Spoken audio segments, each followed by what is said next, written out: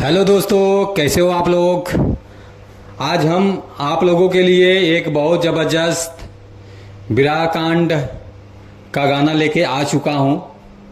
जैसे कि आप लोग थंबनेल में देख पा रहे हैं, आज हम इसी विरह कांड के बारे में आप लोगों से बात कर रहे हैं। कहाँ से रिकॉर्डिंग हुआ है, कौन सिंगर हैं, कौन राइटर हैं, हम आज आप लोगों को इसी के बारे में बताएंगे।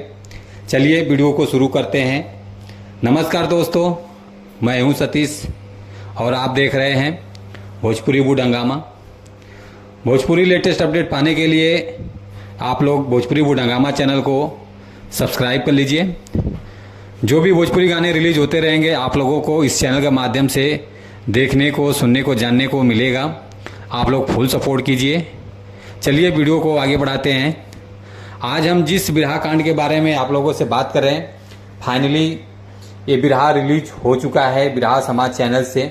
बहुत अच्छा चैनल है, इस पर बहुत अच्छे अच्छे गाने रिलीज होते रहते हैं। आप लोग फुल सपोर्ट कीजिए।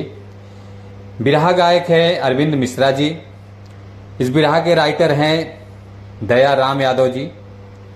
और आप लोग इस गाने को ज़रूर सुनिए।